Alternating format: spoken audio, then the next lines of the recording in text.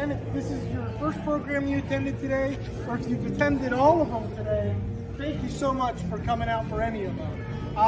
In total, there was about a couple hundred people here, so this was just fantastic turnout. And it's just a privilege and an honor that we're able to commemorate the 160th anniversary of the Second Battle of Winchester. An often overlooked battle, but a very important one nonetheless. One that, if did not happen, who knows if Gettysburg would be Gettysburg, and history as we know it. Second Winchester, just like many battles you could say, but for me personally, I think Second Winchester is one often too overlooked, and it shouldn't be. So I appreciate the amount of interest for folks that have came out. But today, our last program will be a civil history walking tour of Winchester that I'm sure Mike will tie in specifics on the Civil War and those folks. But if any of you do not know Mike Robinson is a native to the Winchester area. He has had multiple careers and different paths and passions in life. But just a couple of years ago during the pandemic, Mike started a Facebook page called Winchester Tales. And that started from a couple of his friends and family as the followers, where he would post stories about little neat, interesting topics related to Winchester's history, about the homes, about the people, about different events. And this started to build traction. It was a way for folks during COVID to kind of escape through their Facebook feed by looking and reading and learning these different stories. Well, Mike's following grew from 10 or 20 people to now around 30,000 people have liked this page. And as a result of this Facebook page and this Winchester Tales event, he's authored a handful of books. I think he's around 6 or 7 books. Winchester Tales as a whole. He's done a Civil War Tales, where he goes specific into tales and stories about the American Civil War here in the Winchester area. I think he's published, if he's not, he's working on it, some ghost tales books for this Winchester area, because that has a huge following. So he's just keeping this passion and this growth that came out of the pandemic, one of the positive things that has come out of the pandemic. He's keeping it going. And the Winchester Tales group as a whole has come together not only to celebrate and keep the burning flame of Winchester's history alive through conversation and interaction, but they've done so many preservation aspects too, by returning old church pews back to the church, artifacts that and pieces of property that used to be here, like the old historic gate that was on the has brought new senses of interpretation to areas like the old church in the Mount Hebron Cemetery. So not just through books and through Facebook posts and through community conversation, but in total this has just been a positive effort nonetheless. And this was a huge hit at our National Civil War Conference we hosted here in April. Mike's tour was with hundreds plus people in attendance for that tour. So we thought, what a better way to end this 160th commemoration of the Second Battle of Winchester, with inviting Mike back out to do this again for folks that are interested and add some twist to it as well. So I'm going to hand it over to Mike Robinson, a good friend of the Battlefield Foundation and a good friend of the community of Winchester. Thank you, Mike. I walked up on him and I heard that. I had to look around to see who he's talking about. I was like, wow. But thank you all for coming. I don't know how many are local. Can you just come and get that? Okay, about 80-90%. Okay, wonderful. Well, hopefully, I'm going to show you some things that you hadn't seen before. I don't only do Civil War along this route. I'll hit you with some other things that I might find interesting that dates to the French and Indian War all the way up to Patsy Cline and some other really cool local stories. So, of course, we're standing here at the epicenter, I would say, of Winchester's Civil War history. The courthouse had Union prisoners and had Confederate prisoners, almost 1,000 Confederate prisoners after the Third Battle of Winchester. Right behind this building, where the Rouse City Hall is, used to be the Market House. It was a very long structure, stone structure built in the early 1800s. But what's so important about that structure was when the war began, all the local militias came here in the area to meet, to be put into Confederate units. One, most importantly, is the Winchester militia, the Continental the Morgan Continental Guard, the Marion Rifles, the Winchester Rifles would become what would be known as part of the Stonewall Brigade. So very important that this little center right here probably the most important. Now, I'm biased. I think Winchester City is probably the most important city in the Civil War for the fact that it changed hands so many times. The local citizens, they never knew what they were going to get when they woke up in the morning. Union control, Confederate control. They say it changed hands over 72 times. It could have been more. We don't know. These are light skirmishes to major battles. The Shenandoah Valley, it's funny, when you read the history, they always call this part the lower Shenandoah, but we're north, but kind of gets people confused. But from here down to the Shenandoah Valley is about 180 miles, right? And they say that there's one significant skirmish or battle, one in every 4 days during the war. So the Shenandoah Valley is very important. Winchester was kind of the gateway. And by the time the Confederates realized that and they put Stonewall in charge, they knew they had to protect this. The breadbasket, it was very important. It had important railroad centers, but it could never be held for very long. Too many road systems, too many hills around and mountains around to hold it and to carry it. So we'll start here. We'll keep on. We'll go on down the mall, and I hope, can everybody hear me okay? I speak. If we're not behind you.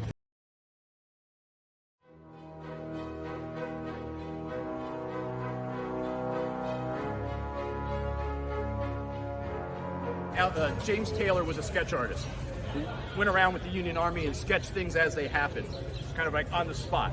So there's a famous picture that he sketched of the Confederate prisoners behind iron gates that went all the way around this courtyard. Now, in the early 1900s, the city decided to get rid of the gate.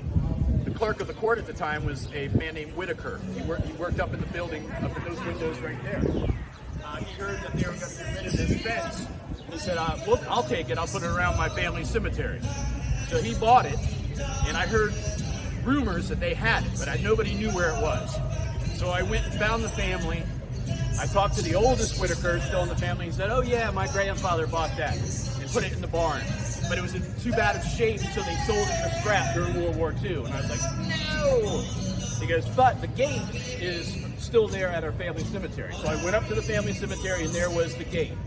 It was a small little gate. There's two. There's one on this side and one on this side. So I'm like, do you think that your family, if I replace that gate, they would allow me to take that gate, donate it to the museum, and we could have a living history piece inside the museum? And he's like, I don't really think the family would be down with that. So it was fortuitous that the next month I was at a historic Winchester event, and I met a Judge Whitaker. And I was like, oh, you're Judge Whitaker. Your grandfather was a clerk of the court. And he said, yeah. Let me tell you a story. I tried to get this gate, blah, blah, blah, blah. He goes, well, you don't need that gate. I've got the other one hanging in my barn. I was like, what? He said, yeah. So we got it, brought it down. We donated it. Jack has it. They're going to sometime figure out how to display it. It's kind of big, but it's kind of cool. But you never get to touch anything in a museum, right? So you're going to be able to come in, touch this gate that thousands of soldiers went through and touched during the Civil War. It's kind of cool. Tangible history.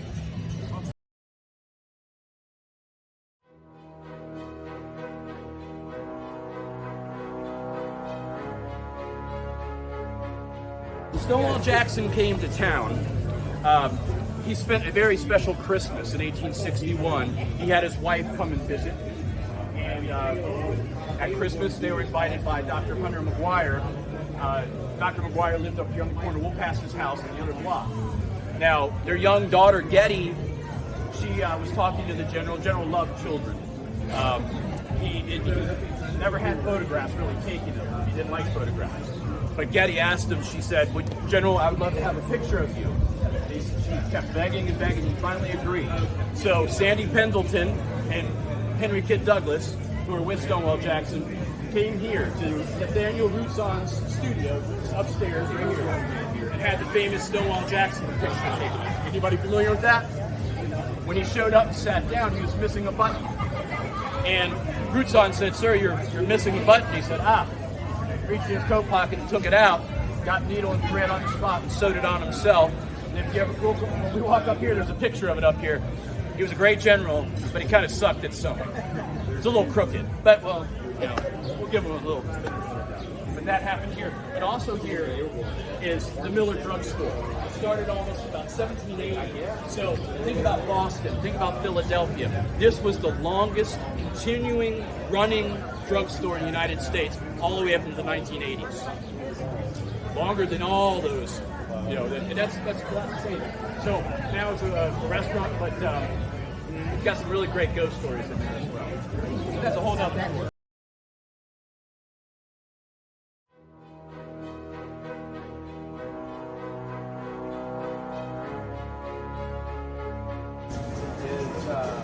Button right there. This is the one that we sewed on. But this is the Taylor Hotel. Prior to Bushrod Taylor buying this hotel, it was a log structure. It was called the McGuire Hotel. During the Civil War, when Stonewall Jackson was in Harper's Ferry, Bernard B. and Joseph Johnston were running the army from here. Jackson was given command, came from Harper's Ferry, came here to be for his headquarters. It was way too busy. It was way too loud. So, at the First Battle of Manassas, there was a colonel named Lewis Tillman Moore, whose great-great-granddaughter would be Mary Tyler Moore, the actress. He lived up on the hill in a house called Alta Vista. He was recovering in Richmond and wrote back to the general and said, "My house is empty. It's yours if you want to use it for your headquarters." Jackson went up there, and then that's where he kind of more or less commanded his army for the Romney campaign and more or less the Valley campaign in '62. Also, his wife would join him there at Christmas of '61 all the way up until February, March of '62, right before Kernstown. But then they would be moved to Reverend Graham's house, which was the Presbyterian manse, and we'll go by there too. And that's where they would. This is the dirty part of the tour. This is where they conceived their only child, was in Reverend Graham's house, which is a story that a lot of people don't know. But after the Third Battle of Winchester, you can see this picture done by Taylor on the spot. This place was dead and dying, laying everywhere. And it was chaos. As the Confederates had kept pulling back through the cemetery, that was the last phase of the battle. They came into town, more or less dropped off their dead. Robert Rhodes, who was a general killed at Third Battle, was probably brought here as well. But it was just death and destruction. All the diarists in Winchester wrote about how bad it was up and down this mall on that day. It must have been just tragic. But here's a sketch of Harper's Weekly in 1861, Happier Times. It's amazing how much activity went up and down this mall during the Civil War. You got to remember, this started off as the Great Wagon Road, the Great Philadelphia Road, which would become Route 11. The main drag came right through Winchester. And that's why Winchester is here, is because the Great Wagon Road came through. And this is the original section. Come on then.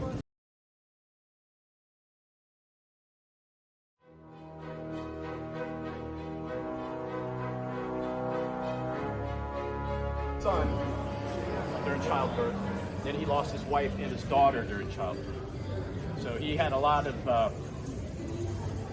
tragedy early in his life, which I think drove him more. He was majorly religious. Never wanted to fight on Sunday, but he always seemed to be fighting on Sunday. They said he was eccentric. He did some crazy things. Said he ate lemons, held his arm up in the saddle, said his blood would run down to his right side. Just some kooky things. But he and Reverend Graham were around the same age. They had the same kind of religious philosophy. His wife was about the same age as Mary Jackson, or Anna Jackson. So that's why they got together. I think that's why they became such great friends. And the Grahams would be in possession of that original photograph for many, many years and be passed down in the family.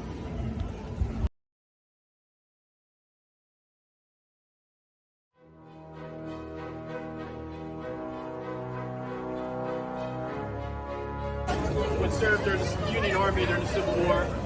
William McKinley and Rutherford B. Hayes would be both very active in the Winchester area. William McKinley wanted to become a Mason. Being a Mason was a cool thing to do, I guess, at the time. And it's funny that during the Civil War, if you were a Mason or your husband was a Mason in the Confederate Army, sometimes that got your house spared from being burned down. And there's a couple cases of of a lady coming out with the Masonic symbol on a linen napkin, and saying, "My husband's a Mason," and they rode on by. So right up here on this corner, right around where the body, the Secret Service agent is. Right in this alleyway was a house. It stood until about 1965. But in the upstairs was where William McKinley became a Mason. They finally put it used to be on the side of the building, but they finally put the sign up out front. I never noticed that. You didn't see that. It does look like it.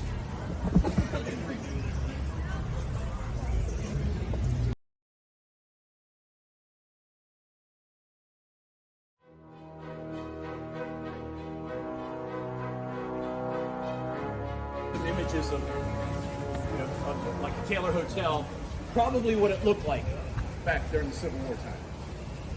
Not much changed at that juncture. After, probably in the 1920s, it became a movie theater. And then it became a McCrory's, Five and Dime? Yeah, Five and Dime. There's the courthouse. I don't know if the fence is around it at that time. No, I had taken it down.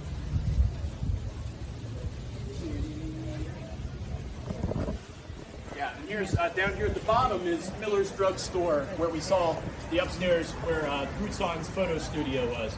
That's the drugstore, probably about 1890.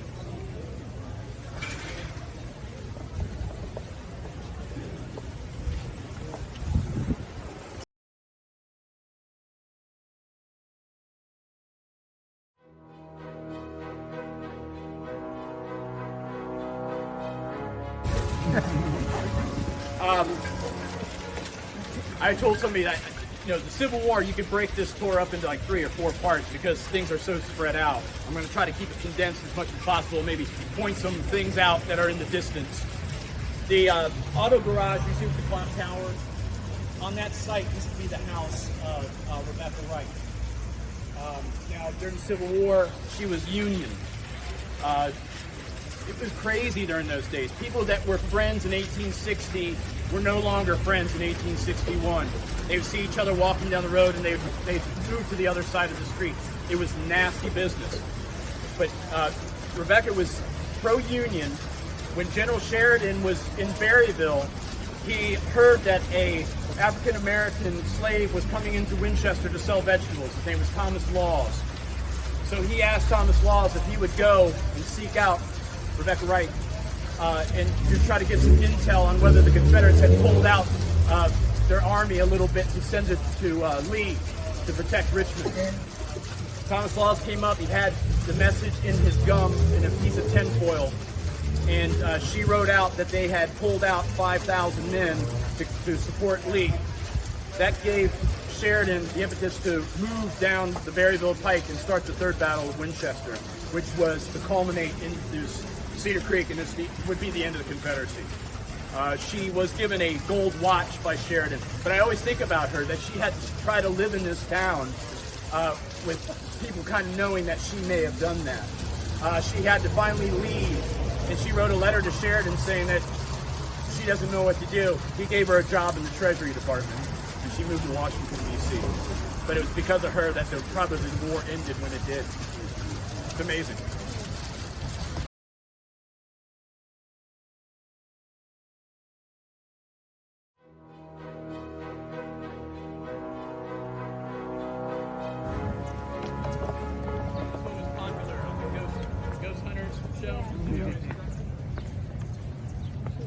Forget what the episode is called.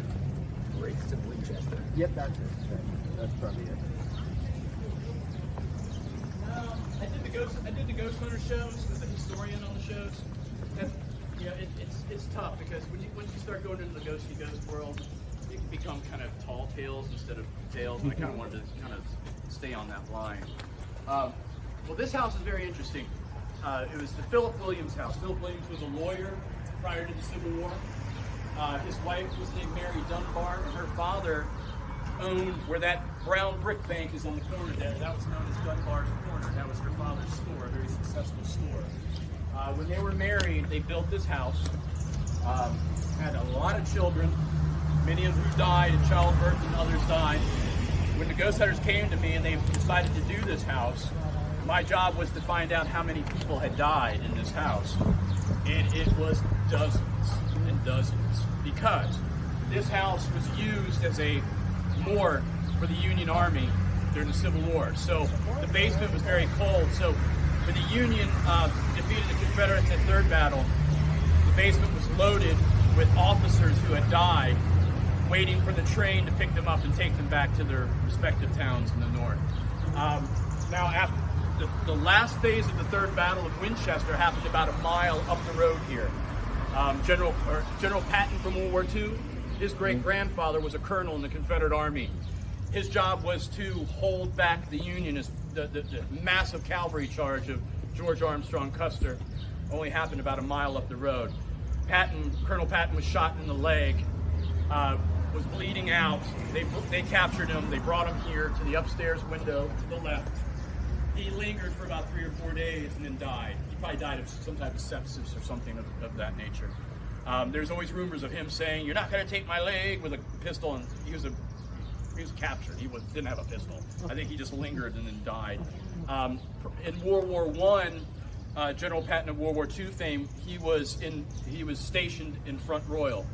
He was in charge of the horses for World War I, and came to Winchester with his father to visit the grave. And there's a very famous picture of George Patton with his father standing next to the grave of the Patton brothers. Tazewell Patton was killed at Gettysburg. He was hit by an artillery shell and his whole jaw was taken off. He lingered for 3 or 4 days until he died. He was dug up from there, brought here, and the Patton brothers lay in the same grave up in Mount Hebron Cemetery. Now, when we did the Ghost Hunters show, they captured some things. I mean, I don't know if you believe in that kind of stuff, but there was some stuff that was kind of creepy. Some kids, babies crying, you could hear. And Mrs. Dunbar, yellow fever and scarlet fever was rampant in this town. Killed a lot of children, and they had 3 children that died here because of fever. So.